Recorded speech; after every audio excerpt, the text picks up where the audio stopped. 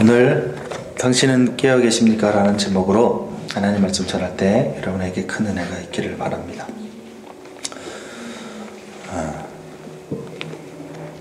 여러분, 성공하는 사람의 7가지 습관이라는 책을 다 읽어보셨을 거예요. 그렇죠?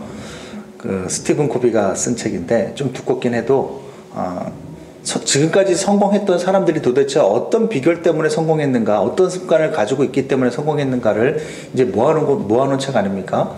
그래서 이 성공한 사람들 가만히 보니까 대체적으로 7가지 습관이 있더라. 그래서 이제 그 7가지 습관을 소개를 하는 것이 이 성공하는 사람 7가지 습관이라는 책입니다. 다 재밌게 보셨죠?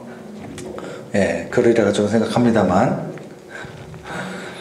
그 내용 중에 보게 되면 끝을 보며 시작하라라는, 그러니까 성공하는 사람들은 마지막을 보는 눈이 있더라는 거예요. 자신의 마지막을 보며 현재의 일을 시작하는 어떤 그런 습관이 있다는 것입니다. 근데 그 마지막이라는 것이 무엇이냐면, 자신의 정말 성공한 그 모습, 그리고 자신이 성공하여서 은퇴하였을 때 너무나도 영광스럽게 정말 명예 가운데 마지막을 맞이할 그때를 생각하며 지금을 살라라는 거예요. 이게 참 의미심장한 건데요. 사람이 자신의 마지막을 늘 생각하면요, 현재의 생활가짐을 조심하게 되어 있습니다. 예를 들어서 어떤 사람의 목적이, 어떤 사람의 마지막이 진짜 최고로 성공한 자신의 모습을 생각을 하고 있다면 그 사람은 현재를 아무렇게나 살 수 있는 게 아니에요. 그 사람이 어떤 목적을 정확하게 가지고 있고 자신의 마지막이 무엇인지 어떤 일을 정확하게 늘 기억하고 있으면 현재의 삶이 방종할 수가 없는 겁니다. 그러니까 늘 성공하는 사람은 어떤 습관을 가지고 있느냐면 자신의 마지막을 늘 생각하고 고민하고 기억하는 습관을 가지고 있더라는 것입니다. 그것을 가지고 늘 지금을 살고 있더라는 거예요. 그런데 문제는 뭐냐면 우리가 마지막을 무엇이라고 생각하느냐, 우리의 마지막을 언제라고 생각하느냐가 참 중요해요. 그 성공하는 사람의 7가지 습관에서도 자신의 마지막을 은퇴 이후 아니면 은퇴할 당시 요때를 생각을 하는 겁니다. 그러다 보니까 이 사람들은 어떻게 해요? 그 은퇴 이후를 생각하다 보니까 아무래도 이 현재의 모든 일들이 은퇴 이후의 일들을 바라보면서 노후를 생각하면서 준비하게 되어 있는 거예요. 그러니까 그래야 그때 일을 생각하면서 지금을 열심을 낼 수 있다라는 그런 것이기 때문에 그렇습니다. 그래서 요즘도 우리는 많은 사람들이 열심히 사는 이유가 무엇입니까? 대부분의 자신의 마지막, 자신의 노후를 좀 더 풍성하게 보내기 위해서 지금을 사는 것이라고 우리는 볼 수 있는 것이죠. 그런데 갈수록 우리의 사람의 생명과 수명이 늘어나다 보니까 우리의 마지막이 너무 길어졌어요. 우리 마지막이 길어지다 못해 너무 길어졌어요. 그래서 요즘 여러분 평균 수명이 어느 정도 되시는 줄 아십니까? 은퇴 이후의 기간이 어느 정도 되느냐면 굉장히 길어요. 요즘 평균 수명이요, 남자가 77세고요, 여자가 83세랍니다. 그게 지금 사시는 분들의 평균 수명이고요. 지금 30대, 40대는 네이버 기사에 의하면 지금 30대, 40대는 예상하기로는 나중에 20, 30년 이후에 몇십 년 이후에가 되겠습니다만은 지금 30대, 40대를 살고 있는 사람의 평균 수명이 앞으로는 남자가 95세, 여자가 99세에서 100세라는 거예요. 그러니까 평균 수명 100세의 날이 우리 지금 30대, 20대, 30대, 40대의 이 젊은 사람들의 삶에 당장 다가온다라는 거예요. 그럼 생각해 보십시오. 은퇴를 보통 60대 중반에서 70대에 한다고 그렇게 생각을 한다면 적어도 은퇴 이후에도 30년에서 40년을 더 살아야 된다는 겁니다. 그러니까 오히려 지금 노후에 일어나는 이 많은 은퇴한 이 어르신들에 대한 문제가 지금 사회적인 문제로 그래서 대두되고 있는 거예요. 예전에는 어땠습니까?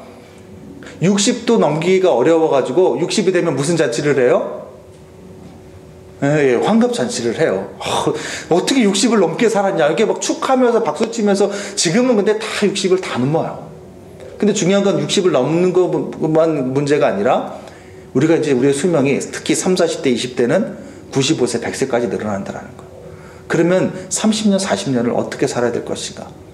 그러니까 이때를 위해서 지금을 준비해야 된다. 우리의 마지막을 위해서 지금을 준비해야 된다는 게 요즘 사람들의 지론이에요. 그래서 여러분 잘 아는 김미경 씨 아시죠? 요즘 스타 강수로 아주 지금 그 이름을 떨치고 있는 이 김미경 씨가 5대 1대 1대 3이라는 법칙으로 우리의 재정을 관리해야 된다라고 그런 책까지 냈어요. 그렇게 주장을 합니다. 그래서 어떤 사람은 그걸로 아주 톡톡하게 아주 그 좋은 어떤 결과를 내고 있다고 막 그런 피드백도 나오고 있습니다. 5대 1대 1대 3의 법칙으로 재정을 관리를 해야 된다. 5는 뭐냐? 우리가 가지게 되는 이 그 재정, 들어오는 이 돈의 50%를 미래의 나를 위해서 저축하라는 거예요. 미래의 나는 누구예요? 나중에 노후 때의 나예요. 그러니까 50%는 내 미래를 위해서, 내가 은퇴한 이후를 나중을 위해서 남겨두라는 거예요. 묻어두라는 거예요. 그리고 나중에 10%는 무엇을 위해서 쓰느냐? 당신의 그 10%는 무엇을 위해서 쓰느냐면 취미를 위해서, 여행, 너를 위해서, 나를 위해서 쓰라는 거예요. 자신의 어떤 취미와 어떤 자기 자신을 어떤 치하하는데, 너 지금까지 고생했어, 그런 것을 위해서 사용하라는 거예요. 그리고 나머지 또 10%는 무엇을 위해서 쓰냐면 너 자신의 성장을 위해서 쓰라는 거예요. 10년 전이나 지금이나 또 10년 이후나 매번 똑같은 모습이 아니라 아줌마들이라 할지라도 또 10%를 자신의 성장을 위해서 쓰라는 거예요. 나머지 30% 가지고 생활비하고 그거 가지고 자기 교육비, 애들 교육비도 하고 그거 가지고 뭐 여러 가지 뭐 다른 걸 그때 살아가는데 필요한 걸 쓰라는 거예요. 그러니까 그렇게 했을 때 정말 우리의 노후가 그만큼 더 아름다울 수 있다는 것입니다. 그래서 많은 사람들이 이 김미경 강사의 말대로 이렇게 하고 있노라고 얘기하는 사람들이 굉장히 인터넷에 많이 올라오더라고요. 이렇게 우리는 우리 노후에 대해서 굉장히 관심이 많습니다. 그래야지 나의 마지막을 내가 좀 어떻게 하면 풍요롭게 보낼 것인가 하면서 이 노후에 대해서는 굉장히 관심이 많아요. 그러니까 이 사람들의 관심은 어디 있어요? 이 사람들에게 있어서 이 사람들에게 있어서 끝은 노후예요. 노후, 은퇴 이후를 말하는 거예요. 그런데 성경은요, 우리의 마지막을 노후라고 얘기하지 않고 사후라고 얘기합니다. 하나님 앞에 우리 죽음 이후의 삶이 진짜 삶이라고 얘기해요. 우리의 삶을 평가하는 것이 세상이 아니고 사람이 아니고 내 자식들이 아니고 후손이 아니고 하나님이라고 말씀해요. 그렇기 때문에 정말 스티븐 코비의 7가지 습관, 성공하는 사람 7가지 습관에게 있어서 우리가 마지막을 생각하며 현재를 살아야 된다고 한다면 우리의 마지막은 죽음 이후의 삶이 되어야 됩니다. 그렇다면 우리는 노후가 아니라 사실은 사후를 위해서 그것을 준비하면서 현재를 살아야 되는 것이 맞는 거예요. 여러분 1987년에 돌아가신 고 이병철 회장, 삼성의 초대 회장 아닙니까? 이 삼성이라는 대기업을 일구신 분 아닙니까? 지금은 이 삼성으로 말미암아 어떤 일이 일어나요? 삼성 때문에 우리 한국 경제가 사실은 대기업 중심으로 돌아가는 바람에 서민들이 살지 못하고 정말로 중산층, 이 땅에 있는 국민들이 오히려 피해를 보고 있다. 그래서 문제는 경제다라는 그 책도 나오지 않았습니까? 여러분 문제는 경제다 읽어보셨죠? 오로지 말씀과 기도에 전무하신다고 잘 모르시는데, 문제는 경제다의 핵심은 뭐냐면 대기업이 문제라는 거예요. 대기업 중심으로 이 나라가 대기업의 눈치를 보면서 대기업 중심으로 모든 경제를 돌아가게 만들고 세금도 거기에 맞춰서 하니까 결국은 서민들이 그것 때문에 손해를 보게 된다는 거예요. 그래서 중소기업들이 죽는다는 거예요. 간단하게 말하면 그래요. 그 대기업을 일궈낸 장본인 이병철 회장, 얼마나 이 사람은 정말 재벌가의 재벌 아닙니까? 그런데 이 사람이, 이 이병철 회장이요, 1987년도에 돌아가시기 직전에,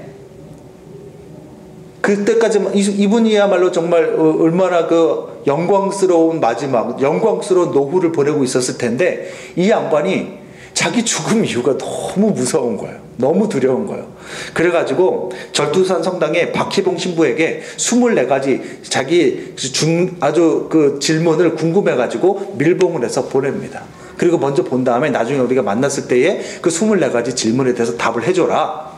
그 24가지 질문이 뭐 여러 가지 많은 것이 있습니다만 핵심적인 질문이 하나님이 정말 있냐? 그리고 정말 중요한 게 거기 핵심 질문이 17번째인가 질문인데 인간이 죽은 후에 영혼은 죽지 않고 천국이란 지옥으로 간다는데 그것을 어떻게 믿을 수 있는지 대답해 줘라. 뭐 하고 있는 거예요 지금 이 이병철 회장이? 우리는 다들 뭘 바라보면서 지금 현재를 살고 있어요? 우리의 노후와 은퇴 이후에 어떻게 풍성하게 살까를 바라보면서 지금을 준비하고 있는데 정작 그 영광스럽게 그 돈이 많은 가운데서 자신의 최후를 보내고 있던 이 이병철 회장은 결국 그것이 자기에게 아무 소용이 없다는 것을 깨달으면서 죽음 이후에 어떻게 되는지 궁금해지는 거예요. 정말로 나의 인생의 나의 마지막은 노후가 아니라 죽음 이후구나. 우리는 이렇게 생각합니다. 죽으면 끝이야 라고 생각하고 자기 마음대로 살아가죠. 그런데 만약에 죽음 이후가 끝이 아니라면 어떡하시겠어요? 여러분 죽었다가 살아난 사람이 없어요. 그래서 내가 죽었다 살아나 보니까 정말 죽음 이후에 이런 게 사람이 아무도 없어요. 그러니까 죽음 이후에 어떻게 된다는 우리는 아무도 알 수 없습니다. 근데 어떻게 함부로 판단하고 죽으면 끝이야 라고 생각하고 이 세상에서만 얽매여 가지고 마음대로 이렇게 방종하게 살 수 있다는 말입니까? 고 이병철 회장은 죽음 이유가 너무나도 궁금한 거예요. 그래서 절두산 성당의 박희봉 신부에게 이 질문을 미리 줘서 네가 좀 생각을 좀 하고 신학적으로 성경적으로 네가 좀 고민 좀 많이 해보고 나중에 나랑 만났을 때 얘기해 줘라. 고 이병철 회장이 보내고 나서 요절해 버려요. 금방 죽어버렸습니다. 알턴 지병으로 인해서 빨리 죽어버리는 바람에 그 박희봉 신부로부터 나중에 만나는 시간대까지 살아있질 못한 거예요. 그래서 결국은 죽음 이후에 대한 자기의 질문과 궁금증들을 풀지도 못하고 결국 죽음을 맞이하고 말았어요. 여러분, 주 안에서 사랑하는 성도 여러분, 우리의 마지막은 노후가 아니에요. 죽음 이후예요. 거기에 관심을 가져야 돼요. 거기에 모든 것을 집중을 해야 돼요. 그것을 궁금해해야 되고 그것을 바라보면서 현재를 살아야 현재를 방종하게 살지 않을 수가 있는 거예요. 오늘 본문에 나오는 데살로니가 교인들 역시도 죽음 이유가 궁금해졌어요. 너무 궁금한 거예요. 그런데 특별히 뭐가 궁금하냐면 먼저 죽은 사람들, 예수 믿고 먼저 죽은 사람들이 예수님 이 땅에 다시 오실 때 어떻게 되는지가 너무나도 궁금하고 너무나도 거기에 큰 궁금증을 가지고 관심을 가지고 있었던 거예요. 지금 우리야 너무나도 당연하게 예수 믿고 죽은 사람도 천국 간다고 믿고 있지만은 당시 데살로니가 교인들은요 상황이 달랐습니다. 전혀 예수의 예자도 모르던 불신자들이 이제 막 예수 믿고 신앙생활한 지 길어야 4-5달 정도밖에 안 된 초신자들 30-40명 정도 모인 곳이 바로 데살로니가 교회였어요. 대교회, 큰 교회가 아니에요. 데살로니가 교회가 이 편지를 받을 때가 언제냐면 이제 막 예수 믿고 4-5달 정도밖에 안 지나고 그래서 예수 믿은 사람이 30-40명밖에 안 됐을 때였어요. 바울이 거기에서 3달 정도, 데살로니가 지방에서 3달 정도 머물면서 복음을 가르쳤기 때문에 이 사람들에게는 궁금한 게 너무 많은 거예요. 물론 바울은 그 3달 정도에 있으면서 그들에게 예수 그리스도의 죽음과 부활 그리고 믿음으로 말미암는 구원 그리고 성도의 부활에 대해서 분명히 가르쳤어요. 3달 동안에 가르쳤지. 하지만 아무리 정확하게 가르쳤어도 워낙 생소한 개념이고 그리고 당시에 그리스 철학이 워낙 데살로니가 지방에 또 편만했었기 때문에 이 사람들이 혼란스럽고 또 혼동을 느끼는 거예요. 게다가 너무나도 주변 사람들이 생각해 보세요. 바울은 3달 잠깐 가르치고 다른 곳으로 가버린 거예요. 그러니까 이 사람들 주변에서는 다 같이 하는 말이 그리스 철학의 영향을 받아가지고 이 죽음 이후에 대해서 자꾸만 이상한 말들을 하니까 자꾸 그런 말들에 더 동요가 되고 궁금한 거예요. 그래서 이 사람들이 궁금해하던 내용, 첫 번째 내용이 뭐냐면 그래서 바울에게 궁금한 내용들을 보냈는데 바울이 그거에 대한 답신으로 보낸 것이 데살로니가 전서입니다. 특히 이제 궁금하던 첫 번째 내용은 아까 말씀드렸듯이 예수 믿다가 먼저 죽은 사람들은 예수님 재림 때 어떻게 되느냐는 거예요. 살아있는 동안 예수님 재림을 맞게 되면 그건 당연히 그 사람은 죽음을 보지 않고 영생한다는 건 알겠다. 그건 내가 알겠는데 그럼 먼저 죽은 사람들은 뭔가 불이익을 당하지 않겠느냐는 거예요. 이것에 대해서 사도 바울은 앞에 데살로니가서서 4장 13절에서 18절에 이미 동일하게 부활할 것을 가르쳤습니다. 우리도 좀 그런 게 있지 않습니까? 한참 동안 우리나라에서도 화장을 좀 굉장히 이렇게 꺼렸던 이유 중에 하나가 무엇입니까? 나중에 부활할 때 화장해버리게 되면 남는 게 없지 않느냐. 다 뿌려버렸으니까 어떻게 다시 살아나느냐. 이런 것 때문에 다들 회의를 가지고 화장을 안 하려고 했어요. 그렇죠? 죽음의 이유에 대해서 오해하신 거죠. 그분들도. 어차피 땅에 매장을 한다 하더라도 결국은 살은 다 썩어서 이 흙으로 돌아가 버리는데도 불구하고 그런 것들에 대해서 이상한 미신을 가지고 있었어요. 우리나라 사람들도. 그러니까 당시 이 데살로니가 사람들은 더 심했다라는 거죠. 더 미신이 팽배했고 더 당시 그리스 철학의 영향이 크니까 너무나도 이것에 대해서 궁금했던 거예요. 그리고 또 두 번째로 이 사람들이 궁금했던 것이 무엇이냐면 그럼 도대체 언제 예수님 재림하냐? 언제 예수님 재림하냐? 하는 것이 그들의 두 번째 궁금한 것이었어요. 그것을 알아야 그때에 맞춰서 준비할 것 아니냐는 거예요. 예수님이 언제 오는지 알아야 내가 그때에 맞춰서 준비하고 살아간다라는 거예요. 그런데 그들 중에 어떤 사람이 있었냐면 자기 자신이 살아있을 때 주님이 오실 것이라 생각하고는 직장도 다 그만두고 가정생활도 다 팽개치고 무의도식하는 사람이 있었다라는 거예요. 그러니까 뭐냐면 그 정도로 오해하고 있는 거예요. 예수님이 당장 금방이라도 올 것이라고 생각하는 사람들이 있었다라는 것이죠. 그래서 이 두 가지 이 궁금한 것들을 보냈는데 물론 그 외에도 다른 질문을 했지만 바울이 여러 가지 답변을 말하는 가운데 특별히 이 죽음 이후에 대해서 답변을 하는 것이 이 4장과 5장의 내용이에요.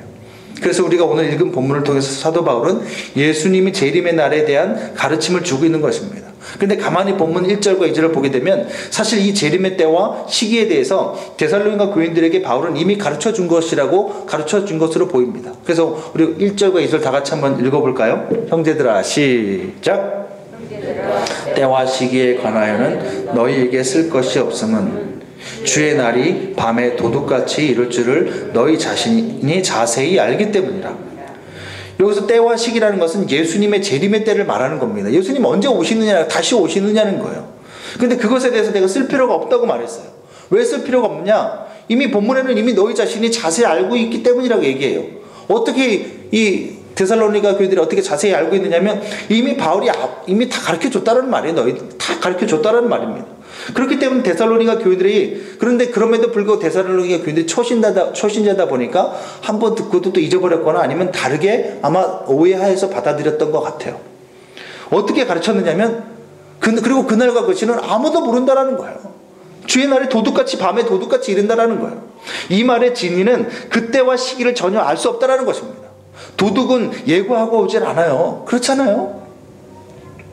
제가 전에 있던 교회 부목사님이 낮에 교회에 있는 동안 그 사모님도 밖에 애들 데리고 잠깐 나갔었나 봐요.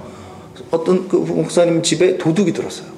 세상에 1층인가 그랬는데 다 드라이버로 다 돌려가지고 일일이 다 뜯어가지고 낮에 들어와가지고 그 돈을 훔쳐갔는데 워낙 그 목사님이 돈이 없던 양반이다 보니까 10,000원 훔쳐갔대요. 10,000원. 폐물도 없어요. 그 목사님 집에 폐물도 없어요. 우리가 워낙 가난하게 지내시고 또 그 목사님 자체가 굉장히 많은 어려운 분들을 돕는데 이제 마음을 가지고 있다 보니까 그 목사님께 없어진 거는 10,000원 없어졌대요. 그런데 만약에 그 사모님이 도둑이 들어올 줄 알았더라면 분명 그 자리를 비우지 않았을 거 아니겠습니까? 그리고 목사님도 오늘 도둑이 1시 반쯤에 들어온다고 알았더라면 1시 10분쯤에 들어와가지고 아마 기다리고 있었겠죠. 방망이 들고. 근데 모르니까 그런 일을 당하는 거예요. 여기서 도둑같이라는 말이 결국 무슨 말입니까? 알 수 없다라는 거예요. 알 수 없다라는 거예요. 그래서 쓸 것이 없다고 표현을 한 겁니다. 그런데 오늘 본문을 계속해서 읽다 보면 우리가 그래 여기까지는 우리가 평상시 잘 알고 있는 내용이에요. 그렇죠? 그러니까 목사님 오늘 저게 다 하는 얘기를 굳이 또 저렇게 하시나? 이렇게 하실 수도 있는데 근데 문제는 뭐냐면 그 다음 내용을 읽다 보면 이해할 수 없는 말을 이 사도 바울이 한다라는 거죠. 우리 4절을 한번 다 같이 한번 읽어볼까요? 4절 3절부터 다 같이 읽어봅시다. 3절부터 시작. 평안하다 안전하다 할 그때 육신한 남자에게 사랑하는 것 같이 멸망이 갑자기 그들에게 이르니 결코 피하지 못하리라. 형제들아 너희는 너희를 지지 아니하매 하나님 도둑같이 너희에게 임하지 못하리니. 보세요. 좀 이상한 걸 못 느끼시겠습니까? 지금 딱 보면서 좀 전에 그날이 도둑과 같이 하다못해 임신한 여자가 언제 애가 나올지 몰라요. 우리 임신 예정일은 있잖아요. 그런데 임신 예정일에 애가 나옵니까? 안 나와요. 그리고 그리고 병원에 가도 얼마 만에 나올지 아무도 몰라요. 저희 그 아내는 보통 가면 14시간 이상을 진통을 했거든요. 그런데 제가 알고 있는 어떤 집사님 부부는 이 자리에 있다고 말할 수 없지만은 그때 간지 30분 만에 아기가 나와요. 진통이 와가지고 진통 있는 것 같아 그러면서 가서 바로 쑥 나는. 그러니까 이게 아기가 언제 나올지 누가 할 수 있겠습니까? 내가 30분 만에 나왔으니까 너도 30분 만에 나올 거야 말할 수가 없어요. 언제 나올지 몰라요. 그러니까 이거 역시도 임신한 여자가 언제 그 출산이 될지 아무도 모르는 거예요. 그러니까 그날과 그 시를 아무도 모른다가 도둑과 같이 임할 것이다 얘기해놨는데 갑자기 4절에 갑자기 말이 바뀌면서 뭐라고 얘기하냐면 형제들아 너희는 어둠에 있지 아니하며 그날이 도둑같이 너에게 임하지 못하리니 이렇게 나오는 거예요. 그 좀 전에 주님의 날이 도둑과 같이 임한다고 하더니 갑자기 4절에 와서는 말을 바꿔서 형제들아 너희는 어둠에 있지 아니하니까 그날이 도둑같이 임하지 않는다라고 말하는 거예요. 그러므로 깨어 정신 차리라 말하기 오늘 본문 말씀이거든요. 정말 어리둥절한 말이 아닐 수 없어요. 금방 도둑같이 임한다고 했다가 그날과 그 시를 모른다고 했다가 너희에게는 도둑과 같이 임하지 않을 것이다 라고 얘기하는 거예요. 이게 무슨 뜻이에요? 근데 본문을 가만히 보니까 도둑과 같이 임하고 그리고 그날이 출산이 임박한 임신한 여자같이 임하는 것은 그들에게 그렇다. 그들이라고 나와요. 3절에 보게 되면 그들이. 2절도 한번 보여줄래요? 그 다음에 2절에 또 뭐라고 나와요? 2절에 이룰 줄을 너희 자신이 잘 알미라. 3절에 저희가 그들이라고 나오잖아요. 근데 4절에는 뭐라고 나와요? 그들이 아니고 누구래요? 형제들아. 이 형제는 아무나 얘기하는 거 아니죠? 예수 그리스도의 보혈로 말미암아 주 안에서 같은 형제 자매가 된 사람들을 가리키고 있는 거예요. 그런데 결국 이 말은 무엇을 뜻하고 있는 것입니까? 이런 논리예요. 불신자들, 이 사람이 그들이라는 것은 예수 밖에 있는 사람들을 말하는 건데 불신자들에게는 재림의 날이 갑작스럽게 도둑과 같이 임하게 되고 신자들에게는 이 재림의 날이 갑작스럽게 임하지 않는다라는 거예요. 더 모르겠어요. 나 예수님 안에 있는 사람인데 여러분 재림의 날 아십니까?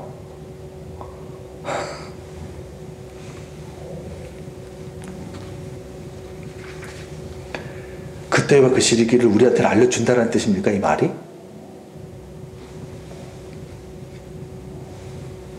제가 군대에 있을 때요, 그 시한부 종말론에 빠진 병장이었는데 제 사수였어요. 저를 가르쳐줬던 사수였는데, 근데 그분이 군종병이었어요. 그 대대 군종이었고 제가 이제 차기 군종이 됐는데 그 대대 군종님이 그 시한부 종말론에 빠진 이단이었어요. 이단.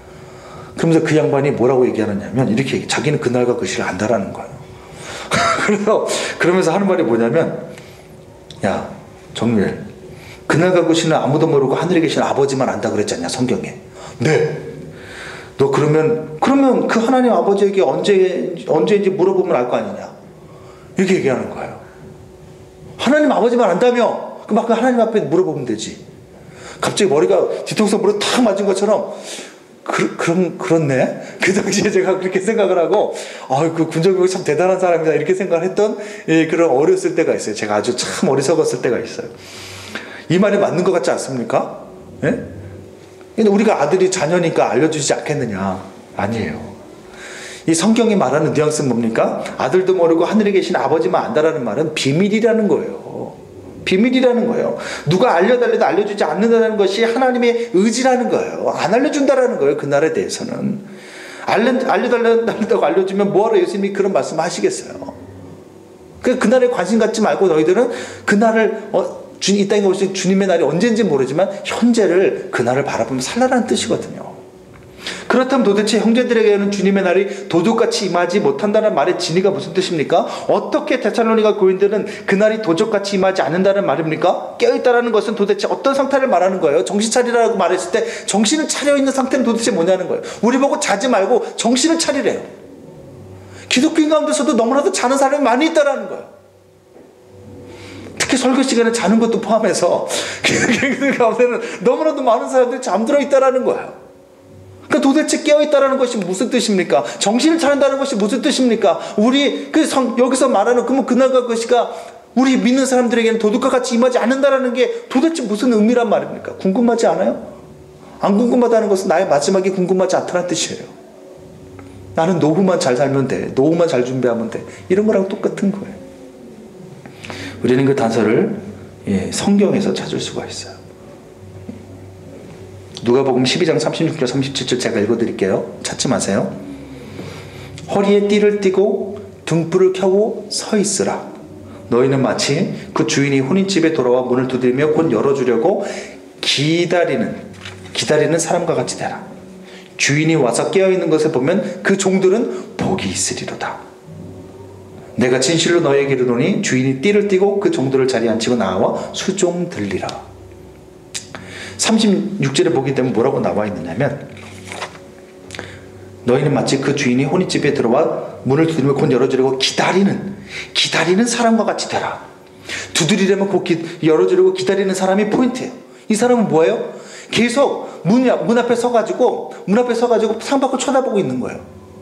창밖을 쳐들고 주인이 와서 문을 두들기면 재빨리 호롱불 들고 나가가지고 문을 열어주려고 기다리고 있는 사람인 거예요. 그러니까 문을 두드리면 뭐하니까 이 사람은 그러니까 잠자고 안 자고 뭐하고 있는 거예요? 기다리고 있는 거예요. 그러니까 37 오늘 누가복음에서 신랑을 기다리는 자기 주인을 기다리는 종에게 있어서 깨어있다라는 것은 뭐와 연결되고 있냐면 기다림이랑 연결이 되고 있어요. 기다림. 주인이 와서 문을 두드리면 곧 열어주려면 그 종은 한시도 딴 생각하지 않고 계속해서 주인을 기다려야지만 가능해요. 35절에 허리에 띠를 띠고 등불을 켜고 서 있으라는 이건 뭐예요? 잠옷으로 가렵지 않았던 뜻이에요. 요즘으로 얘기하면 잠자려고 이스라엘 사람들은 통옷으로 되어 있는 거 입고 있잖아요. 그렇죠? 그래서 통으로 된 것을 딱 입고 거기 허리띠를 딱 띠고 이거 나가려고 준비하는 거예요. 그런데 이거를 허리띠 띠고 있다라는 것은 잠잘 때는 허리띠를 벗어버리거든요. 이 사람들 잠 안 자고 기다리고 있었다라는 거예요. 기다리고 있었다라는 거예요. 그러니까 깨어있다라는 건 기다린다라는 거죠. 마태복음 25장 1절에서 13절에는 열처녀 비유가 나와요. 근데 여기다 보게 되면 처음부터 기름이 아예 없었던 것이 아니에요. 기름이 없었던 것이 아니고 여분의 기름이 없었던 거예요. 왜 여분의 기름이 필요했습니까? 본문에 보게 되면 신랑이 더디 오기 때문에 신랑을 기다리는데 기다려도 안 오다 보니까 기존에 가지고 있었던 기름이 다 떨어져 버린 거예요.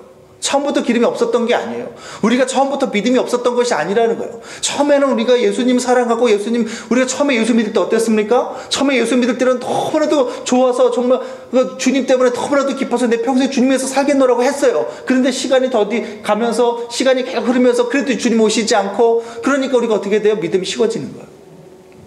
신랑이 더디옴으로 여분의 기름이 필요했는데 거기다가 또 미련한 다섯 처녀가 깨어있지 못했다는 것은 더디옴으로 기다림의 준비에 실패했다는 거예요. 여기서도 깨어있음을 기다리다가 실패한 걸로 표현을 합니다. 기다리다 잠이 들어버렸어요. 마태복음 24장, 누가복음 21장, 계시록 16장 주의 날까지 깨어있으라는 이런 것도 다 기다림과 연관이 돼 있어요.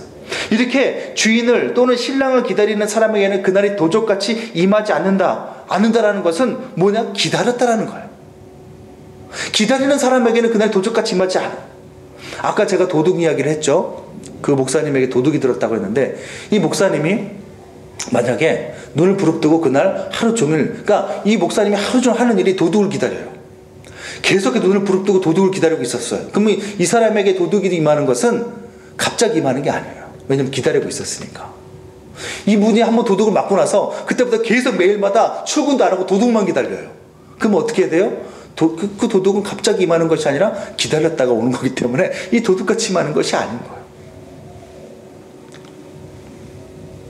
그러니까 기다림이라는 거예요. 깨어있다라는 것은.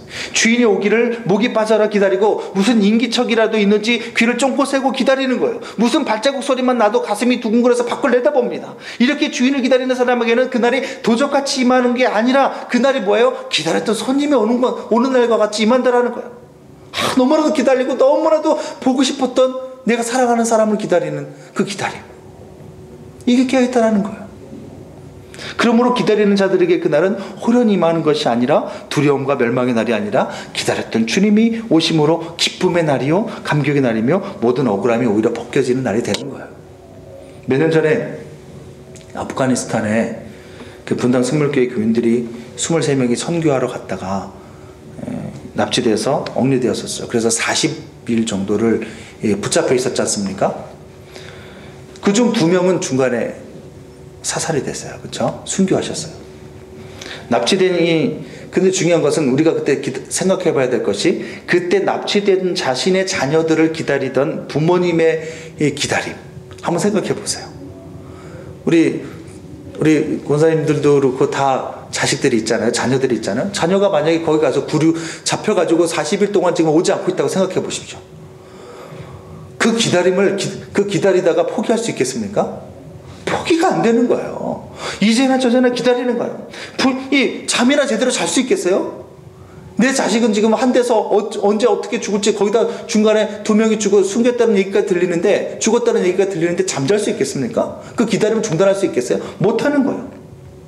그러니까 계속 기다리는데 드디어 온대요. 잠자다가 그 비행기 시간 놓치겠어요? 들어오는 그 시간 놓치겠어요? 안 놓치죠.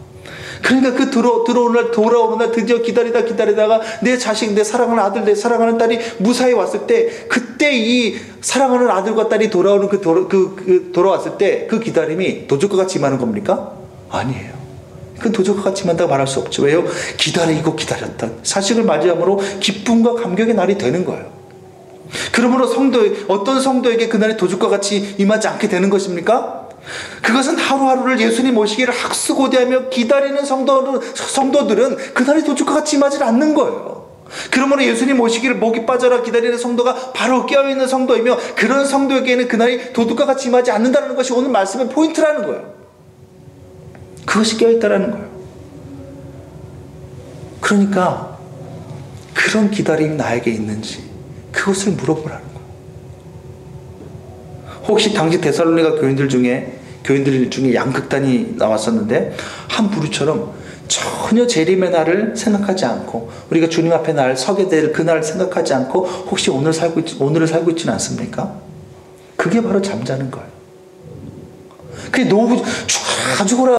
교회를 다니고 열심히 교회를 다니는데, 교회 다니는 목적이 어디냐면 복 받으려고, 돈을 어떻게든 많이 벌려고, 성공하려고, 형통하려고, 내 자식 잘 되길 바라고. 근데 잘 되길 바라는 이유가 뭐예요? 그래서 그 평생의 삶이 편안하고 행복하길 바라는 거예요. 편안하고 물질적으로 어려움 당하지 않길 바라서 자기 자식을 위해서도 기도하는 거예요. 그 사람은 근데 자식의 나의 노후가 더 행복하고 더 풍성하길 바라서 하나님도 섬기는 거예요. 그런 섬김을 가지고 그런 하나님 앞에 신앙을 가지고 있기 때문에 주님 오실 날이 별로 기다려지지 않는 거예요. 왜냐하면 이 세상에서만 어떻게 하든지 간에 이 세상에서의 노후만을 자기 마지막으로 생각하기 때문에 그래요. 우리의 마지막은 노후가 아니라니까요. 우리의 마지막은 하나님 앞이에요. 하나님과 영원히 함께 동행하는 그 순간이에요. 그 심판대 앞이에요.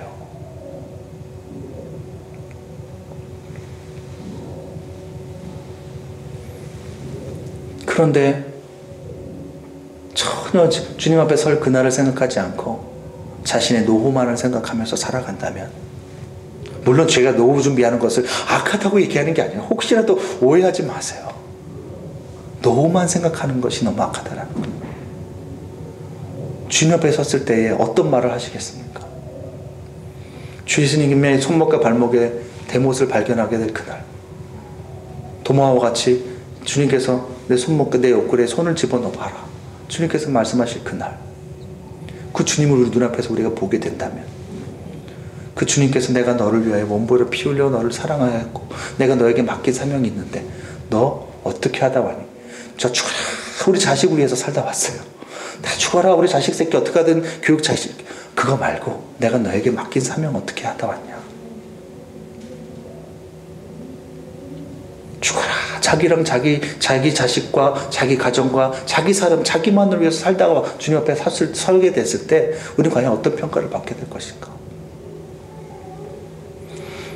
그 예수님의 그 말로 표현할 수 없는, 이해할 수 없는 그 거대한 사랑 앞에 섰을 때 너무나도 이기적으로 살다가 온 우리의 모습이 얼마나 부끄럽겠느냐는 거예요. 그날을 바라보면서 오늘을 살라는 거예요. 그게 깨어있다라는 거예요. 여러분, 지금 바로 주님이 재림하신다면 여러분은 어떻게 반응하시겠습니까? 정말 기다렸다는 듯이 아멘 주여 소지없어서 할 것입니까? 아니면 도적맞은 사람처럼 황당한 표정을 짓겠습니까? 어느 편입니까?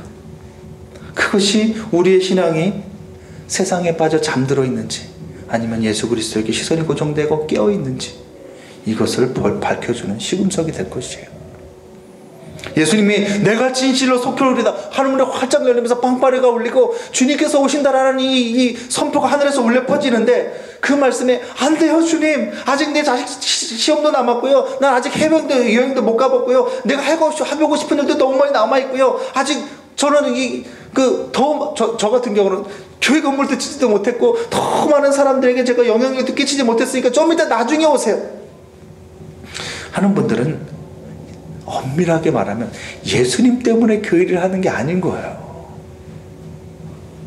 엄밀하게 말하면 예수님 아닌 다른 이유 때문에 예수님이라는 이름은 팔고 있지만 제가 만약에 막 수많은 성도들을 부흥시켜 놓은 거기에 제가 목적을 가지고 있고 예수님 오신다고 할 때 예수님 나중에 오시라고 얘기한다면 주인 되신 예수님께서 맡기신 대로 저는 하다가 가면 되는 건데 마음속에 막 욕심이 있어가지고 수천 수백만 앞에 내가 서봐야지 내가 주님 앞에 갈 것입니다 라고 얘기한다면 예수님을 위해서 산다고 하는 이름 마음은 있지만 사실은 말은 있지만 실제로는 뭐예요? 명예심인 거예요. 명예심인 거예요. 정말 주님을 사랑해서 제가 이 목회 사역을 한다면, 목회 일을 한다면 주님께서 오신다고 할 때 주님 기다렸어요. 주님께서 원하시면 가지요. 이런 마음이 있어야 되는 것이 정상인 거죠. 정말 그리스도를 사랑해서 그런 일을 했다면. 역사적 수많은 신앙의 선배님들이요, 이 예수님을 기다리는 신앙으로 자신의 생애를 살았습니다. 사도 바울은 빌립보서 1장 23절에 이렇게 얘기합니다. 내가 그 두 사이에 끼었으니 떠나서 그리스도와 함께 있을 욕망을 가진 이것이 더욱 좋으나, 공동번역이 이렇게 번역합니다. 나는 그 둘 사이에 끼어 있으나 마음 같아서는 이 세상을 떠나서 그리스도와 함께 살고 싶습니다. 또 그 편이 훨씬 낫겠습니다. 무슨 말이에요? 자기가 너무 그리스도를 사랑해요. 근데 지금 감옥에 갇혀가지고 삶과 죽음 사이에 끼어 있는 거예요. 언제 처형당할지 모르는 거예요. 근데 자기 마음으로는 빨리 처형당하고 싶다라는 거예요. 그래서 그토록 사랑하는 주님 곁에 가고 싶다라는 거예요. 뭐 하고 있는 거예요? 주님 곁에 가기를, 주님 보기를 기다리고 있는 거예요. 이건 바울의 고백만이 아니고 초대교회 성도들이 그런 고백, 그런 삶을 살았어요. 디모데후서 4장 8절에 뭐라고 나옵니까? 또 바울이 이렇게 얘기합니다. 이제 후로는 나를 위하여 의의 면류관이 예비되었으므로 주 곧 의로우신 재판장이 그날에 내게 주실 것이며 내게만 아니라 주의 나타나심을 사모하는 모든 자에게니라. 주의 나타나심을 뭐 한대요? 사모한대요. 그 주 예수님을 얼마나 사랑하고 얼마나 사모하면 주님 나타나신 날을 사모한대요. 고린도전서 1장 7절에 너희가 모든 은사에 부족함이 없이 우리 주 예수 그리스도의 나타나심을 기다림이라. 누가요? 고린도 성도들이요. 주님이 이 땅에 다시 오실 날을 기다리고 있다라는 거예요. 빌립보서 3장 20절에 그러나 우리의 시민권은 하늘에 있는지라 거기로부터 구원하는 자 곧 주 예수 그리스도를 기다리노니. 뭐하고 있대요? 기다리고 있대요. 데살로니가전서 1장 10절 너희가 어떻게 기다리는지를 말하니 이는 장래에 노하심에서 우리를 건지시는 예수시니라. 그의 아들이 하늘로부터 강림하실 것을 너희가 어떻게 기다리는지를 말하니. 누가요? 데살로니가 교인들이. 야고보서 5장 7절에 그러므로 형제들아 주께서 강림하시기까지 길이 참으라, 견디라. 언제까지요? 강림하실 때까지. 무슨 말이에요? 주님 바로 오실 그날을 바라보고 기다리면서 견디라는 거예요.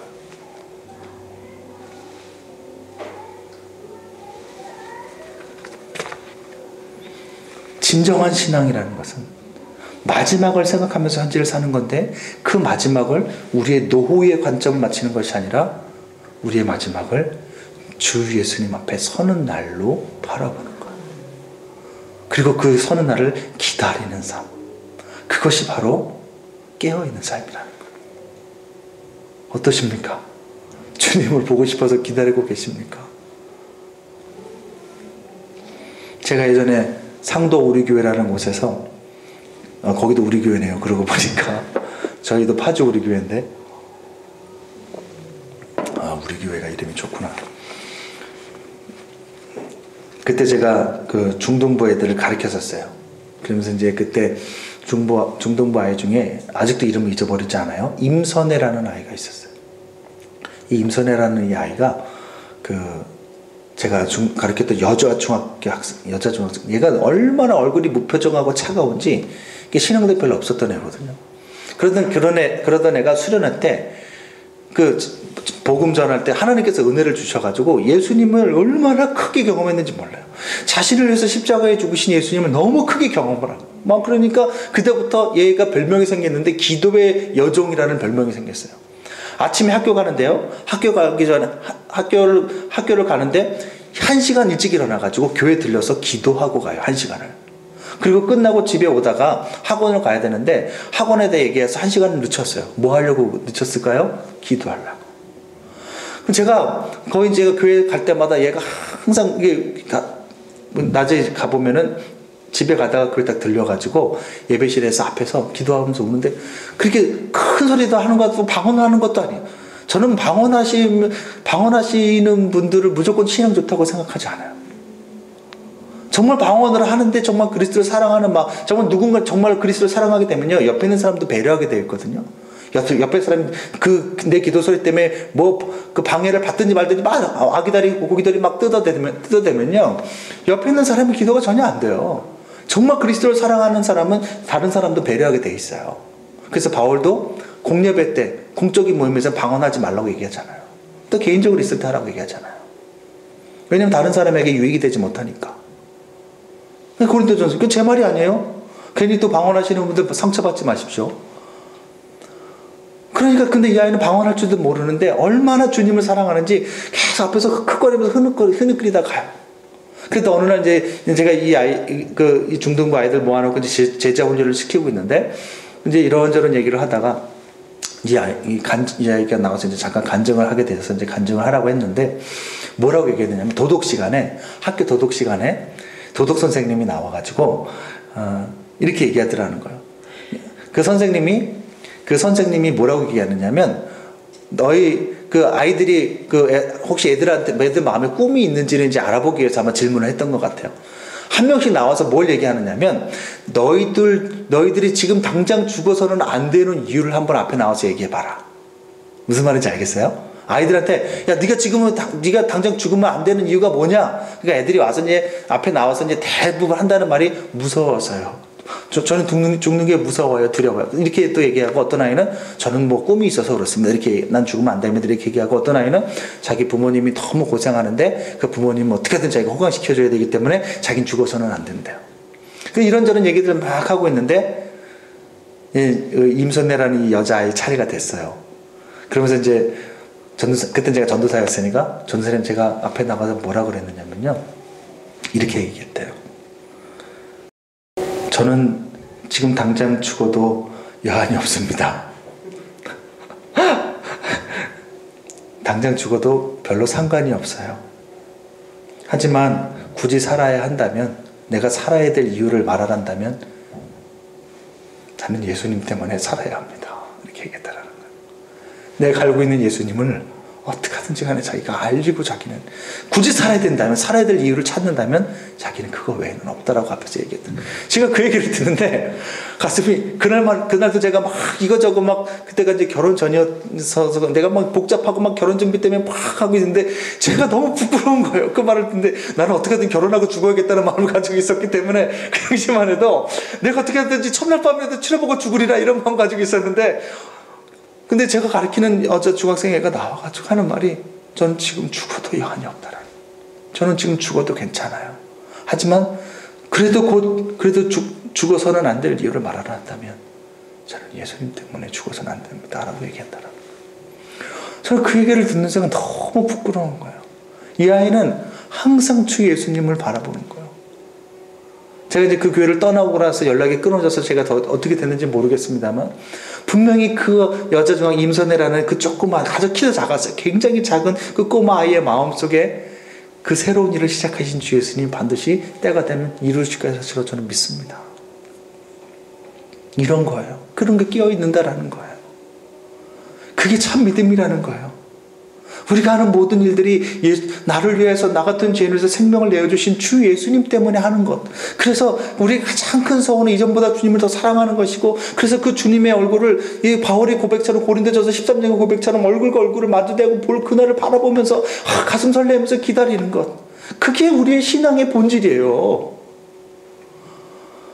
세상에서 성공하고, 세상에서 내가 이렇게 했더니 형통했더라, 이렇게 했더니 모든 것이 잘 되더라, 내가 이렇게 해서 돈을 많이 벌었더라, 이렇게 해가지고 내가 땅을 샀더니 이것이 하루아침에 뻥튀기가 돼가지고 엄청난 물질이 내게 와서 이게 축복이더라. 이게 아니라 내 가슴에 어떤 일이 있더라도 내 가슴에 예수 그리스도로 말미암는 기쁨이 사라지지 않더라. 그게 성공이에요. 그게 깨어있는 삶입니다. 그게 참 신앙이에요.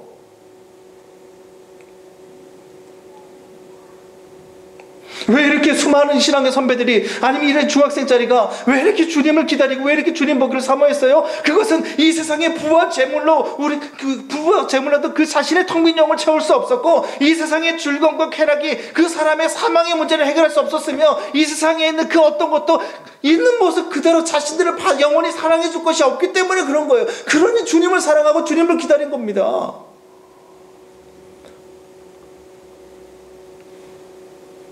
오로지 주의 그 예수 그리스도만이 나를 있는 모습 그대로 사랑하시며 나 같은 죄인을 위해 몸짓고 피 흘려서 구원하신 분이기 때문이며, 오직 주 예수 그리스도만이 우리의 유일한 기쁨이 되시며 이 세상 그 어떤 것과도 바꿀 수 없는 나의 최고의 사랑이기 때문에 그러는 거예요.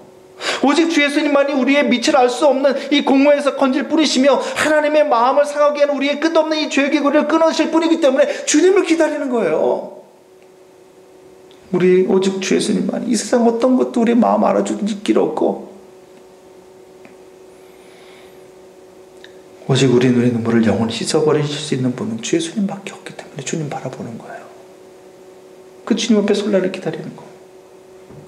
이처럼 예수 그리스도를 깊이 체험하고 그 사랑을 현재적으로 깊이 경험하며 그 은혜에 목 놓아 울며 가슴 터질 듯한 그 사랑의 파도를 현재적으로 경험하는 사람은 하나같이 예수님과 함께 있고 싶다고 고백하고 주님 빨리 보고 싶다고 고백하게 되는 거예요. 결국은 근신하여 정신 차려라, 잠자지 말고 근신하여 깨어있으라는 것은 내 좋으신 예수님을 간절히 사랑하는 마음으로 기다리라는 거야.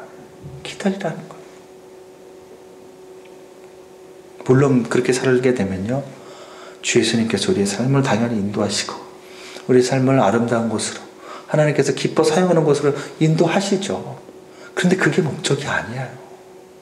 우리는 자꾸만 세상에서 잘 되고 성공하고 형통하고 그런 것을 목적으로 삼아서 주님을 찾는데, 그게 아니라 예수 그리스도를 사랑하면 그것은 따라올 수도 있고 따라오지 않을 수도 있는 거예요. 그것과 상관이 없어요. 우리가 왜 주일에 힘을 씁니까? 우리가 왜 헌금을 하고 봉사를 하고 복음을 전합니까? 주님으로부터 오는 콩고물 때문이 아니라 주 예수님 자체 때문에 그래요. 그 사랑하는 예수님이 너무나도 보고 싶고 그 주님을 사랑하기 때문에 그렇습니다.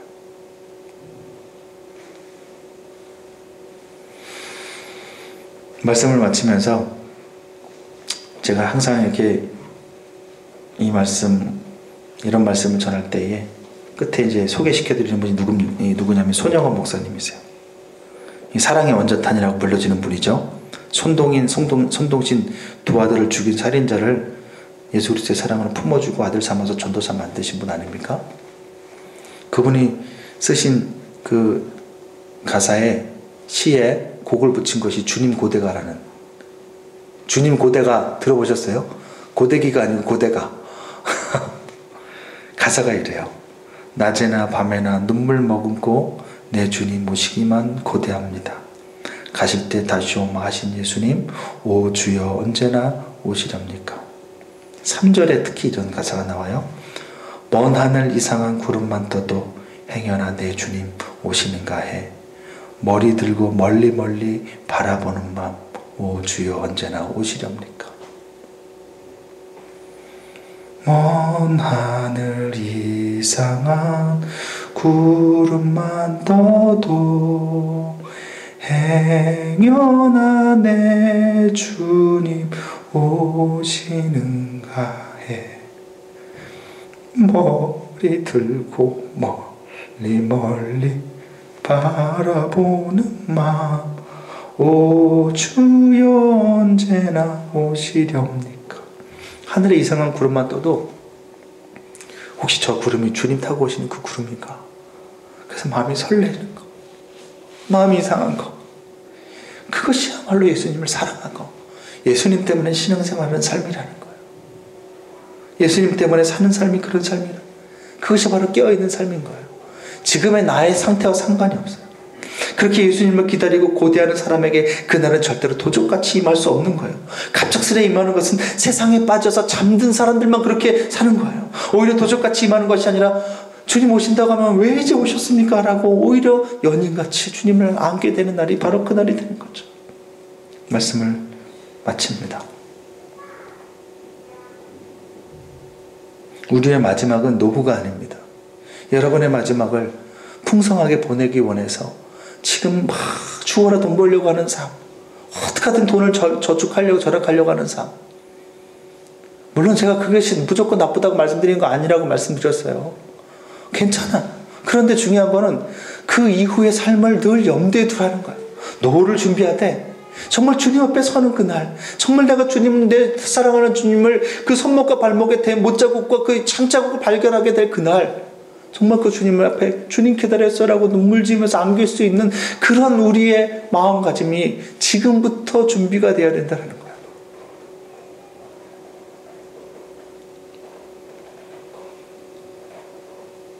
이 찬양을 좀 했으면 좋겠는데요.